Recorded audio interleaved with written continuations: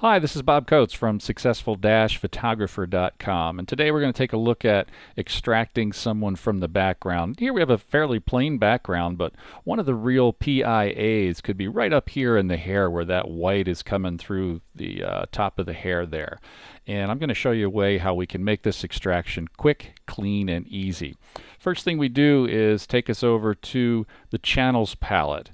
And once you're in the Channels palette, for any kind of extraction like this, we're going to just take a quick little scroll through the various color channels, and we're looking for the highest contrast between the foreground and the background. In this case, it's the blue channel, and against a white background and a Caucasian person, you're normally going to find that the blue channel is it. So we're going to drag that down and make a copy of the blue channel. So now that we're on the blue copy, if you're on a Mac, you can hit Command M, or on a PC, Control M to bring up the curves dialog box. Once you have the curves up, go down to the black corner and drag it over and make the darks darker.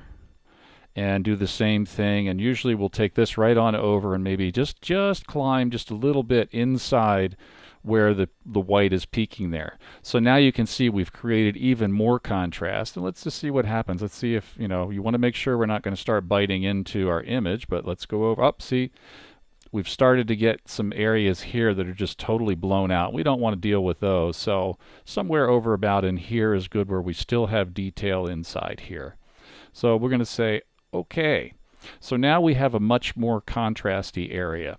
So now we're going to go to the lasso tool, and we'll grab that, and we'll make a selection just inside the edge over the whole neighborhood here, and just quickly make that selection. Doesn't have to be too great. Just don't go out into the background. You want to make sure you get there. This area here where we've got an ear and stuff, we want to watch for that. Go right up. Don't go into the transition hair area, but just do that. And then whenever we're working with masks and trying to create a selection, we want to work with pure black and pure white. To make sure that you have that, just hit the D key, and that will give you your default colors of white over black, and you can see your default colors pop up over here. Now, if we hit the X for exchange key, if we hit the Option or Alt Delete, that will fill that selection with black. Undo the selection by hitting Command or Control D, and now we have a fairly good selection, but we have all this area over here. So here's the real trick to this thing. We're going to go to the brush tool, which I access by hitting B for brush, and we're going to make the brush a little bit bigger with hitting the right bracket key right there. And then look up here in your modes. And in mode, what you want to do is change the mode to overlay. And what this will do is, where you're painting with black, anything that's 50% gray or better will start to turn black. And we can just paint along the edge, and look at how it's starting to make our selection. You want to do the black first before we do the second half of this. So when it doesn't quite pick up, see, we have more light over here. We pick it up and then just hit it again. And just work it, hit it again. And make sure that that's a good solid black around the outside. And then just to make sure, we're going to do it one more time across the, see, like right here, we're starting to get just a little bit of some gray there. So Command or Control Z. Now I'm going to switch to white by hitting the X or exchange key, and then just gently go around here one more time. Kind of get the edges. Now I can see we're going to have a little problem with the ear, but we can fix that once we get back over into our layers palette.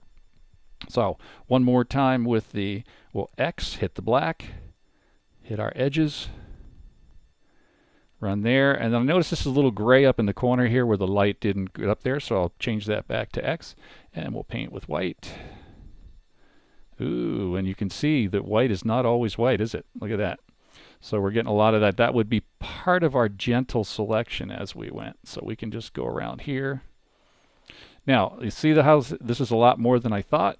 So what we can do is go back to the lasso tool, make a loose selection around our subject, gathering all those areas that were kind of gray. And then we can go back. Now we have a selection made, and we can hit Option or Alt delete because we have white in the foreground, and look, all that got covered. Get rid of our selection, go back in here one more time with the brush tool by hitting B, and just clean that selection up just a little bit more right there around the edges. And now we have pretty much black and white. Now I'm going to zoom in here because I see some spots where we're going to have a little bit of problem. We can take care of them right here. So in this spot, we can go with our brush tool, lower our opacity, go back to the normal mode. And once we're in normal mode, we can exchange, make black the front color, and just paint any areas that are not filled in. Now, so we can go at this ear, and rather than mess with this ear too much here, although we can try and do it because we can see a lot of the detail, we'll go ahead and get that in another spot. So now that we have that done, got a little, oops, see that little dink right there. All right, so we'll go back in. It looks like we have a fairly good selection there. It's pure white, pure black. Now all we do is hit Command or Control and click on the blue copy. And now we have a selection of the white. Shift Command or Control I will invert that selection. And now we have a selection of the black, which is our person that we want to lift out of the background. So that's good. Go back up here, click on your RGB channel, go back to your layers channel, and then hit Command or Control J. Once you do that, you now have a great selection of the background, and it looks like we took care of that ear. But look at how wonderful the hair separation is here, where we got everything that we needed to do. And wherever we wanted to place this image, we'd be able to use it. Hope this has been helpful to you. Have a great one. Bob Coates from successful-photographer.com. You can sign up for a twice monthly digest version to see what comes out of here, and look forward to talking to you soon.